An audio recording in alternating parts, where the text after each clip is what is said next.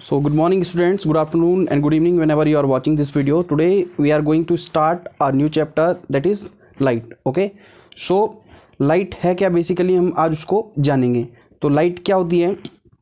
जब भी हम किसी चीज़ को देखते हैं तो हमारे लिए लाइट क्या होती है, मैंडेटरी होती है. अगर लाइट नहीं है तो हम without light we can't see anything. Suppose that थोड़ा सा इमेजिन करो, हम दिन में हैं, दिन में सारी चीज़ों को देख पा रहे हैं. आपके इधर उधर चिड़िया देख पा रहे हैं, पहाड़ देख पा रहे हैं, पेड़ पौधे सब चीज़ देख पा रहे हैं. लेकिन अगर उसी चीज़ को हम रात को देख पाएँ विदाउट लाइट तो you can imagine that you are able to see that all things or not. So you are not able to see these all things. तो हम क्या करेंगे आज, किसके बारे में पढ़ेंगे, लाइट के बारे में. Okay, so what is light. आपको पता है लाइट क्या है. Light is a energy. Okay, light is a energy. So होता क्या है, जब भी कोई लाइट रेज किसी पे पड़ती है ओके एंड रिफ्लेक्ट होके बैक होती है तो इस फिनोमिना के कारण हम क्या कर पा रहे हैं, किसी चीज़ को देख पा रहे हैं. ओके, तो होता क्या है, जब भी कोई लाइट किसी चीज़ पे पड़ती है okay, suppose that this is a medium. चलो इसको ऐसे बनाते हैं. Suppose that you have a surface okay and this is a opaque surface.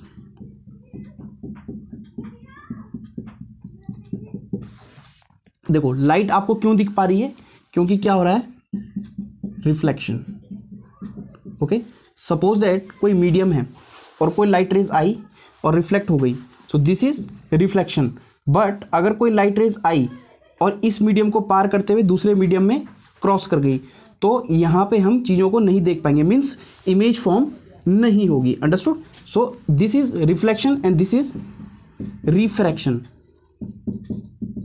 Okay, fraction means टूट जाना. ओके, तो यहाँ पे लाइट क्या होती है, दूसरे मीडियम में एंटर करके क्या होती है, टूट जाती है. टूट मीन्स उसकी वेलोसिटी हल्की सी चेंज हो जाती है.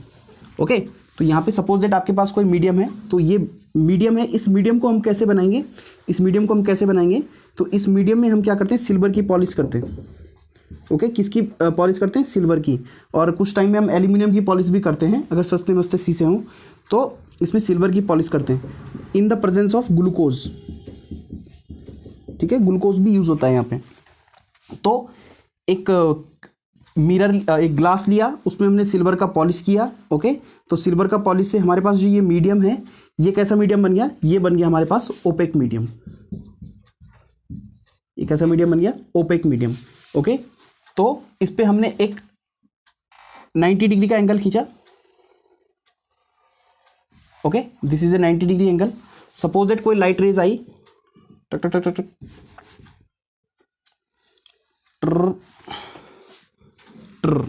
ठीक है, ये लाइट वेव्स आई. तो जो लाइट किसी ओपेक मीडियम में हिट करती है उसको मैं बोलता हूं incident ray. Incident ray. Okay, hit होने के बाद जो रिफ्लेक्ट बैक होती है उसको बोलता हूं मैं reflected ray. Reflected ray. Okay, और जो प्लेन के साथ 90 डिग्री का एंगल बना रहा है इसको बोलता हूं मैं नॉर्मल. अंडरस्टूड, इसको बोलता हूं मैं नॉर्मल. अब ध्यान देना, सपोज दैट इसकी स्पीड v है. ओके, इसकी वेलोसिटी स्पीड, इसकी स्पीड v है. तो ध्यान देना कि ये एयर से आई, सपोज दैट ये एयर है और टकराने के बाद एयर में ही वापस चली गई. ओके, तो क्या इसकी स्पीड चेंज होगी, स्पीड चेंज नहीं होगी. अगर ये सपोज दैट 3 लाख किलोमीटर पर सेकंड की स्पीड से हिट कर रही है तो ये वापस बैक भी किसी से जाएगी 3 लाख किलोमीटर पर सेकंड से. अंडरस्टूड. तो क्या इसका वेलोसिटी चेंज होगा, वेलोसिटी चेंज होगा. तो इसका वेलोसिटी चेंज होगा क्योंकि वेलोसिटी किस पे डिपेंड करता है, velocity is a vector quantity. और वेलोसिटी किस पे डिपेंड करता है, अगर आपका डायरेक्शन चेंज हो रहा है तो आपका डायरेक्शन चेंज होने के साथ साथ क्या होगा, वेलोसिटी भी चेंज हो जाएगा. अंडरस्टूड. तो वेलोसिटी, स्पीड तो सेम रहेगी, स्पीड तो सेम रहेगी. अंडरस्टूड, स्पीड तो सेम रहेगी बट वेलोसिटी क्या होगी, कांस्टेंट नहीं रहेगी. क्योंकि मेरी बात समझ में आ रही है ना. सपोज दैट एक लेफ्ट भाग रहा है 30 किलोमीटर पर सेकंड की स्पीड से. अंडरस्टूड. और ये राइट भाग रहा है 30 किलोमीटर पर सेकंड की स्पीड से. तो ये क्या, स्पीड तो सेम है लेकिन वेलोसिटी सेम नहीं है क्योंकि उनकी डायरेक्शन क्या है, अलग अलग है. अंडरस्टूड. तो वेलोसिटी किस पे डिपेंड करती है, velocity is a vector quantity which is totally depend on the direction. Okay, तो देखो जो रेज आई उसको इंसिडेंट रे, जो रेज गई उसको रिफ्लेक्टेड रे, जो 90 डिग्री का एंगल बना रहा है प्लेन में नॉर्मल। ओके, तो जो भी मैं एंगल मेजर करूंगा वो नॉर्मल से मेजर करूंगा। The angle between normal and incident ray is called incident angle या angle of incidence, angle of incidence. Understood? The angle between normal and reflected is known as the angle of reflection, angle of reflection. Understood? So it is denoted by small I and it is denoted by small r. Understood? अभी देखो, ये light जो race थी इसको आना चाहिए था ऐसे, मानते हो इस चीज को? इसको ऐसे आना चाहिए था आगे, लेकिन ये ऐसे नहीं आई, ऐसे आगे क्या होगी? रिफ्लेक्ट बैक हो गई। तो ये जो एंगल है, ये पूरा एंगल इतना क्या हुआ? ये डेविएट हुआ, इतनी लाइट रेज जो क्या हुई है? डेविएट हुई। तो इसको बोलते हैं angle of deviation, angle of deviation. Understood? And the angle between the plane means surface, surface और incidence angle, sorry incidence angle नहीं, इंसिडेंट रे के बीच में जो एंगल बनेगा इसको बोलते हैं ग्लांसिंग एंगल। अंडरस्टूड? इसको क्या बोलते हैं? Glancing angle. सो इतनी सारी चीजें नोट डाउन करेंगे आप साथ ही साथ। ओके, तो इसके अगर मैं सपोज दैट इसी की व्हाट इज रिफ्लेक्शन की डेफिनेशन लिखने जाऊं तो मैं क्या लिखूंगा? When a light rays hit on a opaque medium, when a light ray hit on a opaque medium with same speed, और ऐसे नहीं लिखेंगे, क्या लिखेंगे? when a light rays hit on a opaque medium and reflected back into same medium, reflected back into same medium with constant speed, with constant speed but different velocity, but different velocity is known as reflection. Okay, तो I hope कि आप इस चीज को समझ गए होंगे। अब इसमें दो चीज और ध्यान देने वाली हैं। वो क्या चीजें ध्यान देने वाली हैं? ध्यान देना, जिस एंगल से कोई इंसिडेंट रे हिट करेगी किसी ओपेक मीडियम में, मीन्स अगर ये 15 डिग्री है तो ये भी कितना होगा? 15 डिग्री। अंडरस्टूड? सो मीन्स जिस एंगल से प्लेन पे कोई रे इंसिडेंट होगी उसी एंगल से क्या होगी? वो रिफ्लेक्ट बैक होगी। Understood? So the angle of incidence is always equal to the angle of reflection, only in reflection. Okay, तो इसके दो आपके पास लॉज हैं, वो आपको याद करने हैं। कौन से? The angle of incidence is always equal to the angle of reflection. Second thing क्या है? Incident ray, normal and reflected ray lie on same plane. अच्छा, सेम प्लेन का मतलब क्या होता है?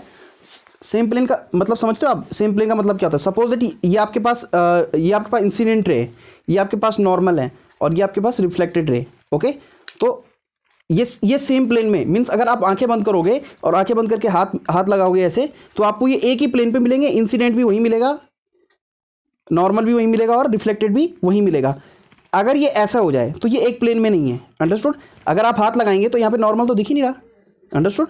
तो एक प्लेन का मतलब क्या होता है? एक प्लेन का मतलब क्या होता है? अगर हाथ लगाएंगे तो तीनों आपको वही मिलेंगे। ओके, तो I hope you are getting this point. So इसके दो लॉज आपको याद करने हैं और दिमाग में रखने। क्या?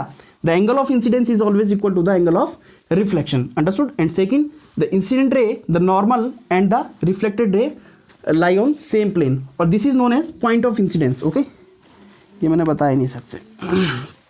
This is point of incidence. Okay, तो इसके हम लॉज लिखेंगे। What is the laws of reflection? What is the law of reflection? The first law is incident ray normal and reflected रे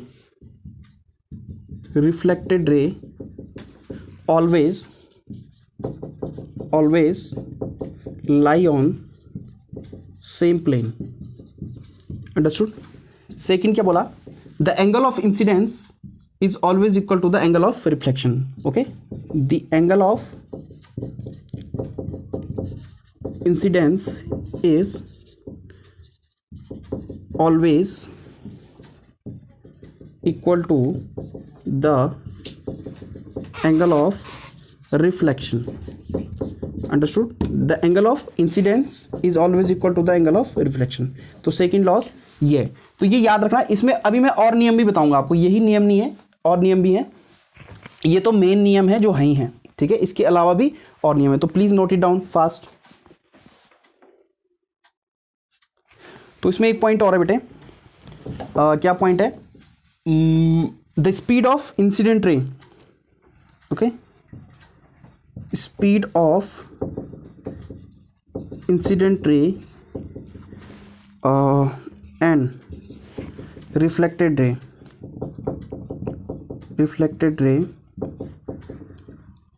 are same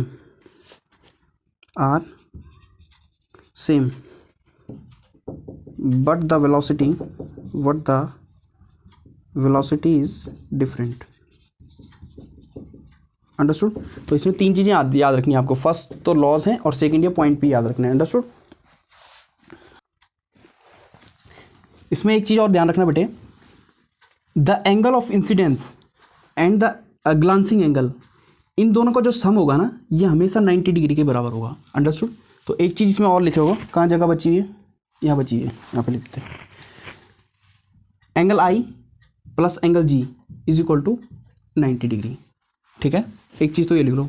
and same the angle of reflection and the नहीं, यहाँ पे कुछ नहीं आएगा. ठीक है, तो ये ध्यान रखना, angle I plus angle G is equal to 90 degree. Okay, अब ध्यान दो, ये लाइट रेज आई, ध्यान से दो मैं क्या बोल रहा हूँ. ये लाइट रेज इंसिडेंट हुई. अगर मैं इसी को आगे बढ़ाऊँ तो ध्यान देना, ये पूरे कितने डिग्री का एंगल बनेगा? 180 का बनेगा. Understood? Means I plus R plus angle of deviation. ठीक है, इसको डेल बोलते हैं, ऐसे डेल से डिनोट करते हैं इसको. I plus R plus del is equal to 180 degree. Understood? तो क्या मैं लिख सकता हूं, I angle I plus angle R plus angle del is equal to 180 degree. क्या लिख सकता हूं?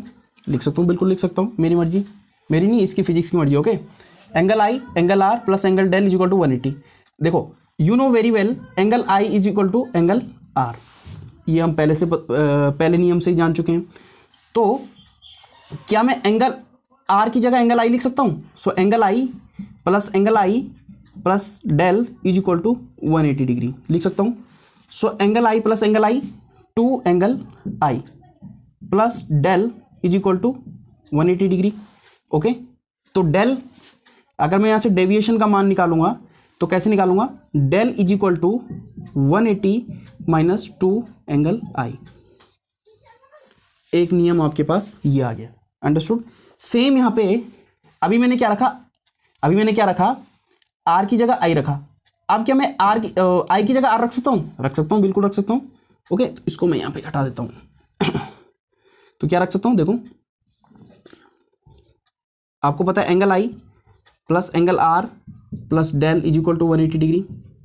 ओके, तो अभी मैंने क्या रखा था? आई रखा था. अभी मैं क्या रख दूंगा? Angle R plus del is equal to 180 degree. तो आर और R, two angle R plus del is equal to 180 degree. तो डेल का वैल्यू क्या आ जाएगा? Del is equal to 180 minus 2 angle R. तो दो नियम यहाँ से आपके पास और आ गए.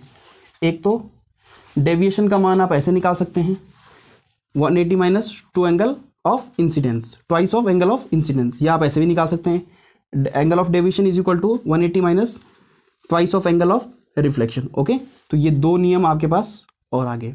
Please note it down fast.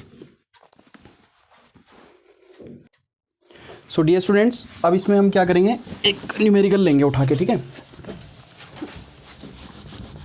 एक न्यूमेरिकल आएगा। सपोज दैट आपके पास, डियर स्टूडेंट, सपोज दैट आपके पास कोई प्लेन सरफेस है, अंडरस्टूड। ये कोई लाइट हिट की और ये वापस चली गई। मैंने बताया जो ग्लांसिंग एंगल है वो 15 डिग्री है, मान के चलो 15 है, 20 भी हो सकता है, 80 भी हो सकता है, कुछ भी हो सकता है, ठीक है। 15 डिग्री है, तो आपके पास पता है ये नॉर्मल है। अभी मैंने बताया द सम ऑफ, मिटा दिया क्या, the sum of glancing angle plus incidence angle is 90, ये मैंने आपको बताया। तो it means 15 plus I is equal to 90, तो 15 plus I is equal to 90, तो I is equal to 90 minus 15, तो आई इज इक्वल टू 75। तो ये आपके पास 75 आ गया। अब ये भी आपको बता रखा है the angle of incidence is equal to the angle of reflection. ये 75 है तो ये भी 75 हो जाएगा, अंडरस्टूड। अब ये 75 आया तो इसका तो आप निकाल सकते हो कि 75 प्लस 15, ये भी 15 हो जाएगा, 90। अब मैंने बताया कि एंगल ऑफ डेविएशन बताओ, तो आपको पता है इसने आगे जाना था। एंगल ऑफ डेविएशन कितना हो जाएगा, 75 प्लस 75 प्लस 15, ऐसे ही तो होगा। एक सीधी, ये सीधी लाइन है ना, सीधी लाइन में 180 का एंगल बनेगा। तो 75 प्लस, इसको इस तरीके से लिखते हैं, आई प्लस आर प्लस 15, ओके, और प्लस ये वाला एंगल, इसको एक्स मान लो, मान के चलो, plus X is equal to 180 degree. तो करो, आई और आर कितना है, 75 plus 75 plus 15 plus X is equal to 180 degree. 75 और 75, 150, 150 और 15, 60, 65, 165 plus X is equal to 180, यही होगा, ओके। और 180 में से 165 माइनस कर दो, 180 माइनस 165, तो कितना आएगा, X, X is equal to करो, कितना आएगा, एक्स इज इक्वल टू 70 और 10 80, 15 नहीं, घटाना जरा, कितना आया,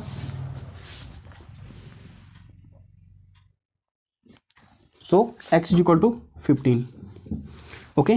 तो यहाँ पे 15 आ गया। और एंगल ऑफ डेविएशन क्या था, ये बताया ना, ये पूरा एंगल ऑफ डेविएशन है। तो कितना है एंगल ऑफ डेविएशन, 15 प्लस 15 30, तो एंगल ऑफ डेविएशन कितना है, 30। तो क्या हम इस फॉर्मूले से निकाल सकते हैं क्या इसको, डेविएशन निकालो। Del is equal to 180 minus 2 angle incidence, incidence कितना है, इंसिडेंस कितना है, 75 है ना, okay. So del is equal to 180 minus 75 two जा 150, okay. So del is equal to 30 degree आया। तो इस फॉर्मूले से भी हम इसको कैलकुलेट कर सकते हैं, अंडरस्टूड। सो डियर स्टूडेंट्स, अब आई होप कि आपने नोट डाउन कर लिया होगा या स्क्रीनशॉट ले लो इसका। तो एक चीज़ और है इसमें, एक चीज़ और है इसमें, इसको मैं मिटा देता हूँ, इसको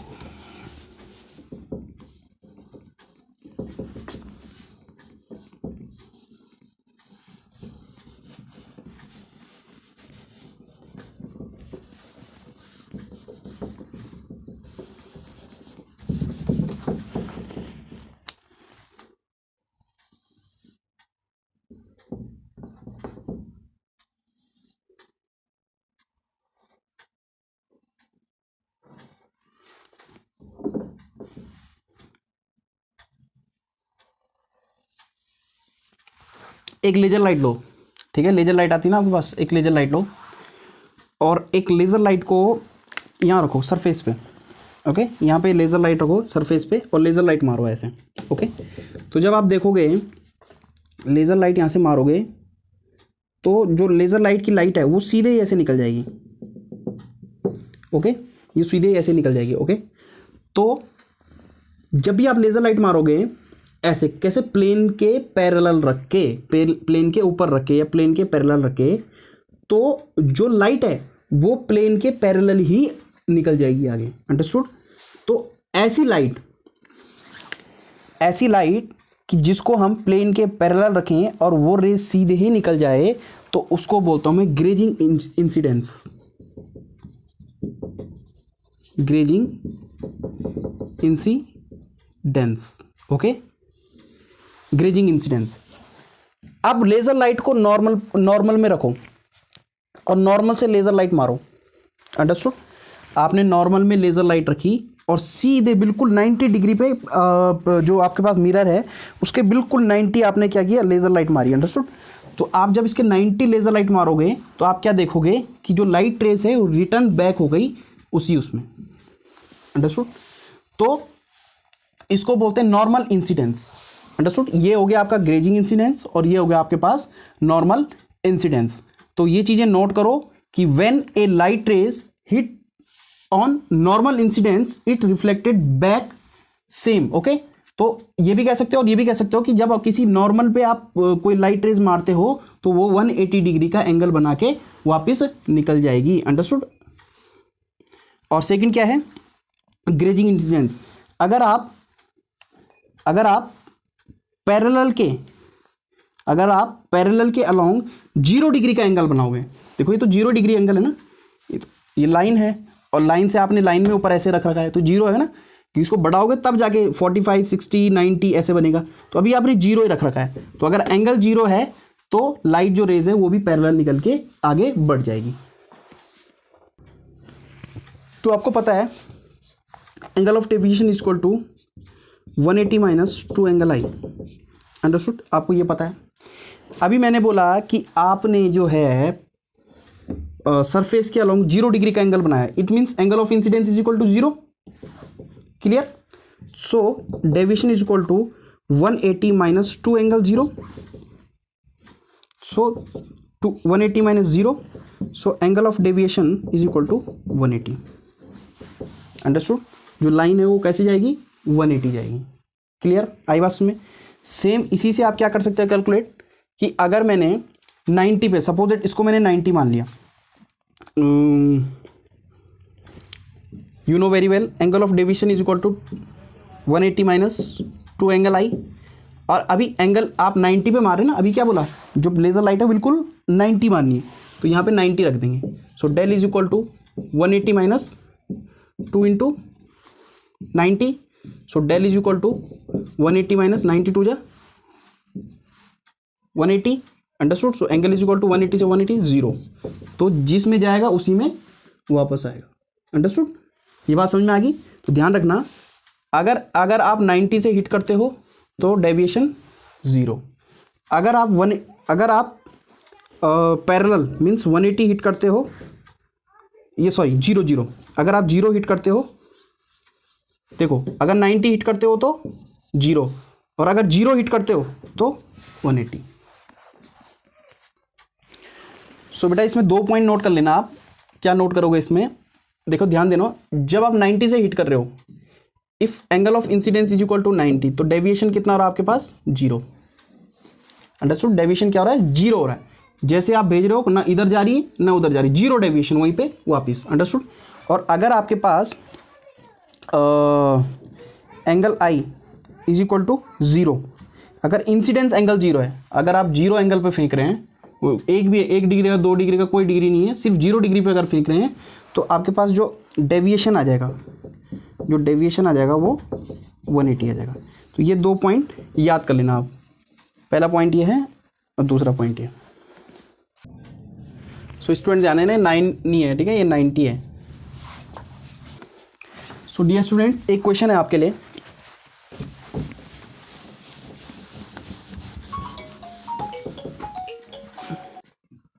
डियर स्टूडेंट एक क्वेश्चन है आपके पास।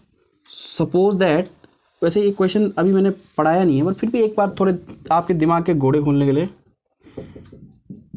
ये आपके पास कौन सा मिरर है, ये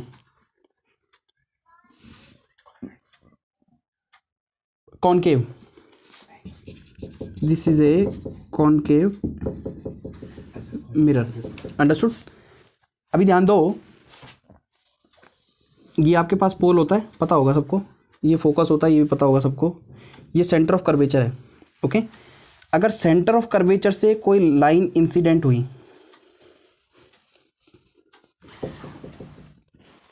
हुई, तो ये कहाँ जाएगी? इधर जाएगी, उधर जाएगी, कहाँ जाएगी? तो गाइस एक रात से मैं पर्दाफाश कर दूं तो इसमें जो इंसिडेंट रेज आएगी तो ये कहाँ जाएगी? तो आपने ये रटा होगा ये चीज़ों की, जो सेंटर ऑफ कर्वेचर से आती है वो सेंटर ऑफ कर्वेचर पे ही वापस चले जाती है। आपने रट रखे होंगे ये इसमें ध्यान देना। तो अगर मैं इसमें एक टेंजेंट खींचूं, टेंजेंट खींच दिया, 90 डिग्री का एंगल बन गया। अभी आपको मैंने क्या पढ़ाया था? अगर कोई 90 डिग्री एंगल पे हिट हो तो वो क्या होगी? उसी पे वापस हो जाएगा। तो ये उसी पे वापस इसलिए जाता है। अंडरस्टूड? तो ध्यान देना, ये क्या आपके पास टेंजेंट है। अंडरस्टूड? मैथ्स की थ्योरम अगर आपने पढ़ी होगी तो गाइस इस रात से पर्दाफाश हो गया है। ठीक है, अब हम क्या करेंगे? इसको रफ करेंगे और थोड़ा सा कुछ और करेंगे।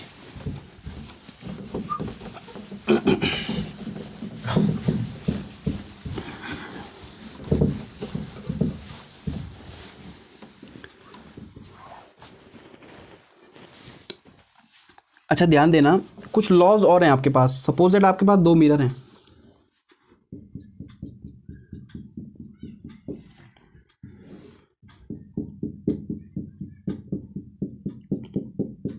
समझ रहे हो ना? 2 मिरर है आपके पास और 2 मिरर ऐसे एंगल पे रख रखे हैं, किसी एंगल पे रख रखे हैं। ऐसे 60 हो सकता है, 45 हो सकता है, जो भी हो सकता है, ऐसे एंगल पे रख रखे हैं। अंडरस्टूड? तो एक लाइट रेज आई,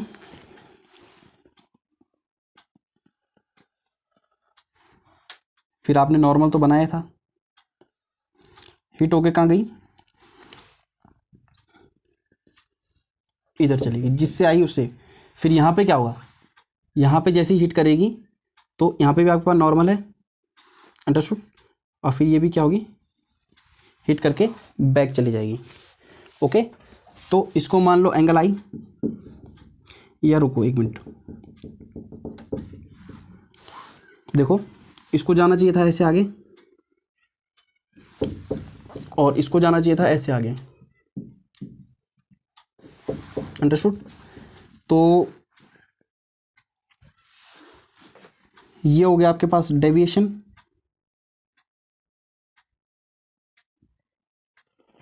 ये एंगल, ये हो गया del 1। अंडरस्टूड? और सेम ये हो गया आपके पास del 2। अंडरस्टूड? इतनी बात समझ में आई? तो गाइस एक रात से मैं पर्दाफाश करूँ, ये भी अल्फा हो जाएगा, ये भी अल्फा हो जाएगा। अंडरस्टूड? ये अल्फा है, ये भी अल्फा हो जाएगा। Means angle of incidence is equal to the angle of reflection, और यहाँ पे मैंने एंगल ऑफ इंसिडेंस माना है अल्फा, तो अगर ये अल्फा है तो ये भी अल्फा हो जाएगा। अंडरस्टूड? ये बीटा है तो ये भी बीटा हो जाएगा। आ रही इतनी बात समझ में? इतनी बात समझ में आ गई होगी सबकी आई थिंक। तो आप ध्यान दो कि ये वाला एंगल 90 डिग्री का होगा। देखो ये सीधी लाइन है और ये एंगल ऑफ जो ये इंसिडेंस हो रहा है और ये वाला जो एंगल बन रहा है ये 90 का हो जाएगा। अंडरस्टूड? ऐसे ही यहाँ पे हो जाएगा ये वाला 90 का और ये कंप्लीट ये भी 90 का। इतनी बात समझ में आ रही है? तो ध्यान देना, और ये टोटल 180 का हो जाएगा। del 2 नहीं, ये बीटा, ये वाला एंगल, ये वाला एंगल, ये वाला एंगल, ये वाला एंगल और ये वाला एंगल, ये कितना हो जाएगा? 90 का। तो इसको क्या मान सकता हूँ मैं? 90 माइनस बीटा। इसको भी क्या मान सकता हूँ? 90 माइनस अल्फा। अंडरस्टूड? ये टोटल 90 का है ना। एक ये एंगल है, एक इसमें से बीटा है और एक इसमें से मुझे पता नहीं है, और ये मुझे पता है कि इन दोनों को मिला के क्या होना है? 90 डिग्री होना है। तो ये बीटा है तो ये कितना हो जाएगा? 90 माइनस बीटा नहीं हो जाएगा क्या? अंडरस्टूड? तो यही है यहाँ पे। ठीक है, ये 90 माइनस बीटा होगा, ये भी 90 माइनस, और ये थीटा है, ये थीटा है। अंडरस्टूड? तो ध्यान देना, theta plus 90 minus beta, okay, plus 90 minus alpha is equal to 180। Triangle है, ट्रायंगल के तीनों एंगल का सम कितना होता है? 180। तो देखो 90 और 90 कितना हो जाएगा? 180। ओके, थीटा प्लस 180 और ये क्या हो जाएगा? माइनस बाहर ले लो, beta plus alpha is equal to 180। Okay, तो 180 से 180 कैंसिल आउट हो जाएगा, theta minus beta plus alpha is equal to 0। Understood. तो थीटा इज इक्वल टू इस उधर ले जाएंगे तो क्या होगा, अल्फ़ा प्लस बीटा।